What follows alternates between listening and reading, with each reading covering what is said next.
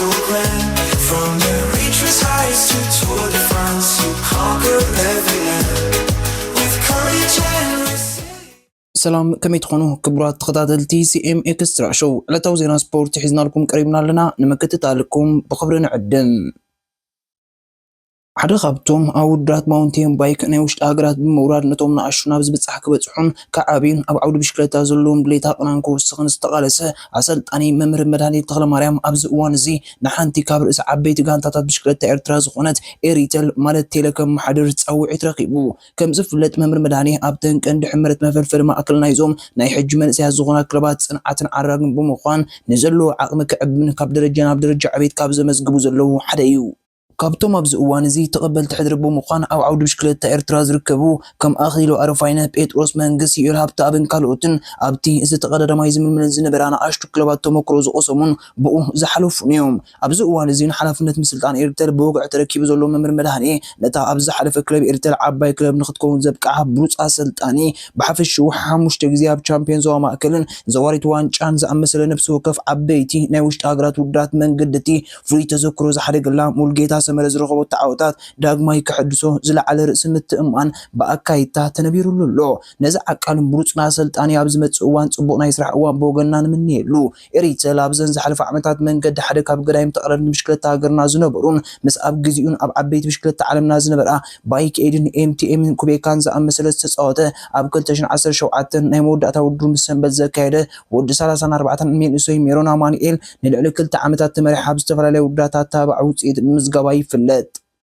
ሓምሻይ መድረኽ ዝርጓንሲ ነቶም ናይ ሓፈሻዊ ግዜ ተቐዳድምቲ ዝቐረበት ክትከውን ትፅቢት ዝተሓድረላ ምክንያቱ ኣብ 4 መኽፈት መድረኻት ግዜ ተዋሃሉ ብምንባሩ እዚ ስለ ዝኾነ ነቶም ኣብ ቀያሕ ማልያ ፀብለል ዝበሉ ተቐዳድምቲ እውን ዝያዳ ክረውሑላ ዝኽኣሉ ኣጋጣሚ እያ ኣብ ናይ ዓርቢ 4ይ መድረኽ ዝያዳ ዓቐብ እኳ እንተነበረ ኣብቲ ሓምሻይ ግን 165.8 ኪሎ ሜትር ዝንውሓቱ መድረኽ ካብ እዩ ዝኾኑ ናብ ኖንግላ ዝነበረ ፍልልይ ግን እታ ዝኸበደት ኣብ ጫፍ ጨረር ዝተዳለወት እያ እታ ጠቕላላ ወሰኽ ቁመት ኣብ ዝዓበየ ክፋል ናይቲ መድረኽ ተዛማዲ ኣብ ሰጣሕ ጎልጎል ዝተመርኮሰ ስለ ዝነበረ እቲ ናይ መጀመርያ ምድብ ዓቐብ 3 ድሮም 100 ኪሎ ሜትር ናይቲ መድረኽ ምስተዛዘመ ነይሩ ድሕሪ እቲ ካብ ሄቺ ሲቲ ሰንተር ስኳር ዝተበገሰ ውድድር ክልተ ኣባላት ክለብ ኤብ ኤዱኬሽን ኤሲ ፖስት ጆናስ ሩችን ስቴፋን ፒሰገርን ምስ ኮምቦማን ናይ ቪዝ ማሊዝ ኤብ ባይክ ንተዓዋቲ ካልኣይ መድረኽ ዋረ ቫንጎሎዌ ናይ ሶዳል ኮኮስቴብ ንተቐላጢፎም ናይ 2 ደቂቕን 40 ካልኢት ንዝ ማለት ናይ 20 ኪሎ ሜትር ድሕሪ ምጓዓዞም ዝመፀለው ጥዩ ምስ ግዜ ድማ እቲ ክፍተት ናብ ሓደ ገጹ ቀሪቡ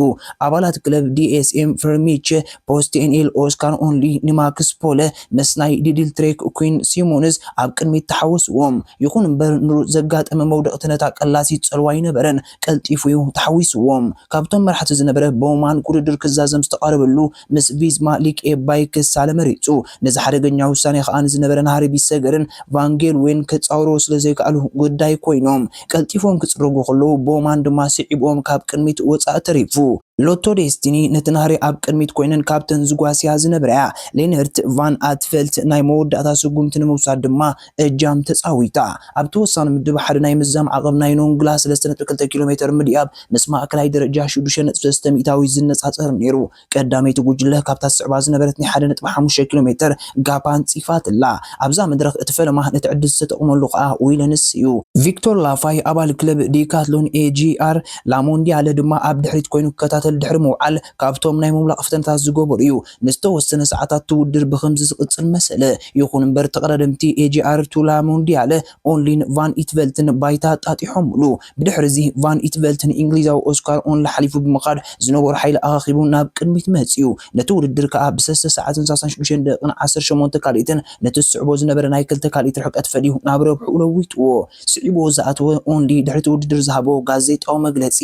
ሎሚ መሪሖምና ዝወፁ ጋንታ ናብታ ዓቐብ ኣብፂሖምና ኣብታ ዓቐብ ንኽልቴና ዝጥዕም ነይሩ ድሕሪ ነዊሕ እዋን ካልኣይ ደረጃ ሒዘ ምዛመይ ሕጉስ ክብል ኣረዲኡ ኣብዚ ዓመተ ስፖርት ንዓወት ቫን ኢትቨልት ብዙሕ መኻልፋት ኣጋጢሞ እዩ ካብ ምዕዋቱ ዝርኢ ኢማራት ዓረብ ክሳብ ብጉዳይ ብርቁ ካብ ፀወታ ምእላይን ኣብ ልምድ ወፃኢ ኣብ ዝነበረሉ እዋን ብመኪና ምውቃዕን ብዙሕ ጎርፅታት ክንከኣ ነዚ ውድድር ናብ በቕዓት ተመይሱ ምህላውን ዘንፀባርቐሉ ኮይኑ ይርከብ ድሕሪ ተዓወቱ ቫን ኢትቨልት ዝገበሩ ዕላል ሎሚ ኣብ መጀመርያ ብዙሕ ፅቡቕ ኣይተሰማዓንን ጋንታ ክትሰርሓላ ምስ ትደሊ ግን ከተማራይ ኣይትኽእልኒኻ ኩሉ ዓቕምኻ ክትውፍ ድማ ጥራዩ ዘለካ ወሲኹ እቲ ተቐዳዳማይ ቲም ዊሊያምስ ከጥቅዕ ከሎ ሎሚ መዓልቲ እውን ኣይትኸውን ኢለ ሓሲበ ነይረ እቲ ናይ መወዳእታ ኪሎ ሜትር ግን ኣዝዩ ከቢድ እዩ ኣብ ከምዚ ኣመሰለ ኩነታት ከዓ ናተይ ናሃሪ ክሕሉ ከም ዘለኒ ፈሊጠ ስለዚ ከዓ ስነይ ነኺሰ ክቕፅል ወሲነ ክብል ኣነፂሩ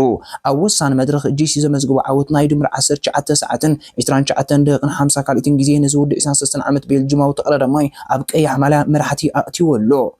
ኣብዚ ውድድር ዝሳተፉ ዘለዉ ክልተ ኤርትራውያን ተቐዳደምቲ ኣባላት ኣሜሪካዊት ክለብ ሊሊት ትሬክ ኣማኑኤል ገብረ እግዚኣብሄርን ናትናኤል ተስፋፅዮን ድማ በበል 17-21 ተርታ ሒዞም ነታ ፅንክርቲ ዝነበረት መድረኽ ፈፂሞማ ፔፒን ራንደሪንክ ናይ ክለብ ሰውዳል ኩኩስቴብ ኣብ ምድብ ኣንበሳ ዓቕም መሪሕነት ክጭብጥ እንከሎ ኢታን ቨርኖን እውን ንላዕለዋይ ነጥቢ ዘለዎ መሪሕነት ናይቲ ውድድር ዓቂቡ ይጓዓዝ ቤልጅማዊ ተቐዳዳማይ ሎቶ ዴስቲኒ ሌነርት ቫን ኢትቨልት ናይ ፊሊፕ ማስዩክ ናይ ሬዲል ቡራ ቤንስክሮ ተኪሉ ኣብ ላዕለዋይ ደረጃ መንእስያት ተሰሪዑ ናትናኤል ተስፋፅዮን ከዓ መበል 15 ደረጃ ይርከብ ብጋንታ ደረጃ ዩኤ ኢማራትስ ብ58 ሰዓትን 31 ደቂቕን ሰስተካሊትን ግዜ ቀዳመይቲ ኮይና ትቕልሶ ካልአይቲ ዲካትሎን ኤጂአር ላሞንዲያለ ብ42 ካልአይቲ ፍልልይ ሳልሰይቲ ጀርመናዊት ጋንታ ሬድ ቡል ቦራሃንግሮ ብ1 ደቂቕን 6 ካልአይትን ፍልልይ ሊሊት ትሬክ ከዓ 15 መሳሊ ናብ ላዕሊ ብምድያብ ምስ ቀዳሞት 4 ትርከብ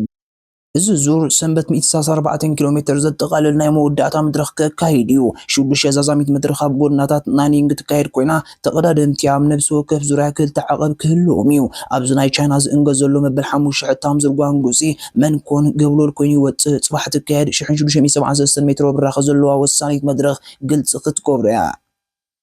UCI ንዓመተ ስፖርት 2025 ንህላውነተይ ዝገልጽ ኩሉ ሰነዳትን ዝቕርብ 58 ጋንታታት ዝርዝር ኣውፅኡ 18 ጋንታታት ደቂ ተባዕትዮ 15 ጋንታታት ደቂ ኣንስትዮ ንዝመጽእ ዓመተ ስፖርት ዘለውን ተጻወትቲ ዕጥቅና UCI ሊቅን ይኹን እምበር ንኤርትራዊ ሄኖክ ሙሉበርሃን ኣብ ሕቑፋ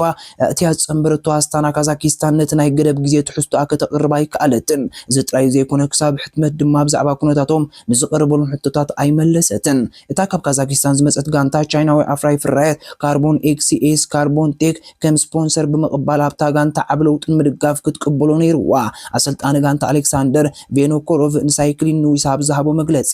ነቲ ዝሓለፈ ናይ ግዜ ገደብ ኣሸጋሪ ይኮነን ኣብ መስርሕ ምርጋፅ ፍቓድና ወሉ ቱር ሰነዳት ኣብ ምቕራብ ንኣገላልፃ ቃላት ናይቲ ባንኪ ውሕስነት ሰነድ ዝምልከት ሕቶ ተላዒሉ መብሬታት ተሓቲቱ እቲ ጉጅለ ድማ ኣቕሪቡ ይብል ቬኖኮሮቭ እቲ ዝሕዝን ግን ኣብ ሞንጎ ባንክታት ተወሳኺ ምውሃዝ ዝተወሰነ ግዜ ስለ ዝሓተተ እዩ በዚ ምኽንያት ድማ ጋንታና ኣብቲ ሎም UCI ዝርጋሕ ዝርዝር ዘይተኻተተ ክብል ኣብርሂቡ ብዝኾነ መስርሕ ምዝገባ ምርጋፅን ፍቓድ ምስ UCI ብመሰረት እቲ ዝድለ ይኸይድ ኣሎ ጋንታና ድማ ዝኾነ ፀገማይ ከጋጥማን ክብል ደምዲሙ ኣስታና ካብ 2023 ጀሚራ ኣብ ደረጃ UCI ካብ ብፆታ ጋንታታት ወሉቱ ድሕራ ትርከብ እታ ጋንታ ኣብ ዝቕፅል ዙርያ ምድያብን ምውራድን ኣያኖት ጋንታታት ስፖርታዊ መዐቀኒታት ከም ዘማልኣ ዝውስን ደረጃ ዓለም ደንጉያ ምህላዋ UCI ይወቅስ ክለብ ኣስታና ምስ ኤክዲኤስ ካርቦን ቴክ ነዊሕ እዋን ዝሰርሕ ሽርክነት ብምግባር ደረጃኦም ንኽመልሱን ምስ ከም በዓል ኢማራት ዓረብ ቲም ኢማራትስን ቪስማ ሊግ ባይክ ዝኣመሰላ ስፖር ጋንታታት ንኽወዳደሩ ዝለዓለ ትፅቢት ነይርዋ እዩ ይኹን እምበር UCI ኣፍልጦ ኣይሃቦምን ኣብዚ ሰዓት ብመሰረት ሕግታት UCI ውዕላተን ብኣግኡ ከቋርፃ ስለዝኽእላ እታ ጋንታ ነቲ ናይ መወዳእታ ግዜ ብምሕላፍ ብሰንኪ ሸልጥነት ኣብ ኣዝዩ ከቢድ ቅልዋል ክትኣትውን ተቐዳደምታ ክርጥርጥሯ ዝለዓለ ተኽእሎታት ምህላው ይሕበር መብዛሕትኡ ግዜ ጋንታታት ብሰንኪ ዝጎለለ ሰነድ ወይ ዝርዝር ካብቲ ናይ መወዳእታ ግዜ ይሓልፋ እሞ እቲ ምዝገባ ቅድሚ ዝቕፅል ናይ መወዳእታ ግዜ ክሳም ኣይክእልን ይኹን እምበር ሓደ ግዜ እታ ጋንታ ካብቲ ናይ 15 ጥቅምቲ ናይ መወዳእታ ግዜ ምሕላፋ ምልክት ዓበይቲ ፀገማት እዩ ከምቲ ኣብ 2022 ንኽቤካ ነክስታሽ ዘጓነፋ ይመስል እታ ጋንታ ክትምዝገብን ክትፈርስን ኣይከኣለትን ስለዝኾነ ከዓ ኣሰልጣኒ ዳግ ራይደር ኣብ 2023 ኒኪው 36.5 ጋንታ ከቆም ምግዳዱ ኣይርስዕን ከም ዝከራ ኣስታና ኣብ 2009 ነቲ ናይ መወዳእታ ግዜ ስለ ዝሰሓትቶ ናይ ሽዑ ኮኸብ ተቐዳዳማይ ኣልቤርቶ ኮንታዶር ካብታ ጋንታ ክወፅኡ ዝብል ግምታት ኣስዒቡ ይኹን እምበር እታ ጋንታ መወዳእታ ኣብ ላዕለዋይ ደረጃ ክትምዝገብ ከላ ኮንታዶር ኣብ 2010 ምስታ ጋንታ ምፅንሑ ድማ ንዘሎ ጉዳይ ዘራጉድ እዩ UCI ምዝገባ ጋንታታት 2025 ኣብ 10 ታሕሳስ 2024 ክዛዝም እዩ ናይ ደገ ኦዲቲንግ ትካሎም PwC ነፍሲ ወከፍ መወከልቲ ድሕሪ ምግምጋሙ ጋንታታት ዘለስነ ምግባራዊ ፋይናንሳውን ምሕዳራውን ረቑሒታት ከም ዘማልኣ ከረጋግፅ እዩ ኣብዚ ክሳብ ሕጂ UCI ዝተገበረ ምዝገባ ድማ ናይ ደቂ ተባዕትዮ ወሉ ቱር ጋንታታት Alpecin, Duke, Arkia, B&B Hotels, Bahrain Victories, Cofidis, Decathlon AG to Arla Mondial Team, EF Education, Isia Post, Groupama, FDJ, Ineos, Granderes, Intermarché, 1T, Lidl Trek, Movistar Team, Red Bull Burahans, Groh, Sodal Cookstep, تيم دي اس ام فيرماتش بوستن تيم جايكو الولا تيم فيز ماليس اي بايك يو اي تيم اي ماراتز كامناي منس برو تيمس بورغوس بي اتش كاجا رولار سيرجيو ار جي ال اوكيبو كيرن بارما اسكالتل اسكادي اسرائيل بريمير تيتش لوتو 5 برو سايكلين تيم فلاندرز بالويس تيم نوفو نورديسك تيم بولتي فيست مالتا توسكانا فاكتوري تيم فيني فانتينيني توتال انرجي تودار برو سايكلين تيم انبيت تيتاما روكيتس اونو اكس موبايليتي اف في جروب باردياني سي اس اف فايزانه واغنر بازين دبليو بي بتمساسالي نايت اوتاريك انستيو ابرو تيمز اركيا بي ان دي بي هوتيلز ومن كوفيدس ومن تيم اي اف اديوكيشن اوتلي لابورال كوتسا فاونديشن اسكادي استي ميكيل مافيك اوبر 93 فولكر وسلس ومنس برو سايكلين تيم تندرو تمزجيبن زركبان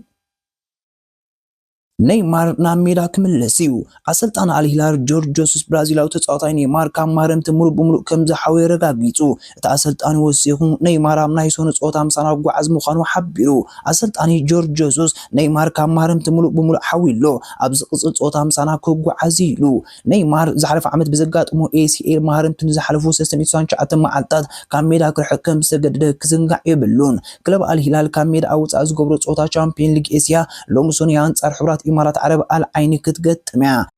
ጓርዲዮላ ቀጻል ምዕረፊ ሃገራዊት ጋንታ ክኸውኒዩ አሰልጣን ማንቸስተር ሲቲ ፔፕ ጓርዲዮላ ቅድሚ ሰንበት ናይ ፕሪሚየር ሊግ አንጻር ወልቭስ ዝካየድ ጾታ ነዝርእቶ ሂቡ አሰልጣኒ ፔፕ ጓርዲዮላ እንታይ ይብሉ ቶማስ ቱቸል አሰልጣን እንግሊዝ ኮይኑሎ ነኽልቲኦም ወገናቱን ቋሓጎሰኩም ጽቡቕ ከጋጥሞም ይምነ ኬቨን ዱብሬን ናታን አኪን ኣብ ሰሙናይ ክጻወቱን እንተኾነ ግና መምላስ ቀሪቦም ስለዘለው ምሳና ልምድ ገብሩ ጸኒሖም እዮም ኣብቲ ውሳነ ምስ በጻሕኩ ብዛዕባ መጻኢ ክሕብረኩም ንሕጂ ሓድሽ ነገር የብለይን ኣብዚ ሕጂ እዋን ጾታ አንጻር ክለብ ወልቭስ ቀዳምነት የዝህቦ መልቃ ካብ ስራሕ ናይ ትኪ በግሪስተ ተሰሚዑን እዩ እሱን ኣርካይን አርኪቴክተርን ናይ ሓንቲ ካብተን ኣብ ታሪኽ ዝበለጻ ክለባትን እዩ ማንቸስተር ሲቲ ነታ ዝቕጽል ክትመርጽ ዝሕግዘኒ እንተ ሓቲታትኒ ንክገብሩ ግናተይ ስርሕ ኣይኮነን ቀጻሊ ስጉምተይ ግን ናግራይት ጋንታ ምስልጣን ከም ዝኸውን ይስማዓኒ ዝኸበርኩም ተኸታተልትና ንሕጂ ሒዝና ዝቀርብና ዓለታዊ ዜና ስፖርት እዚ ክትከታተሉ ጽናሕኩም እዩ ኣብዚ ቅጽል ምክታልኩም ኣይተቋርጹ ካልኡን ስለዘሎ ተና 4 ሕግታት ሼር ላይክ ኮሜንት ሰብስክራይብ ኣይዝለልዎን ወደሓንኩም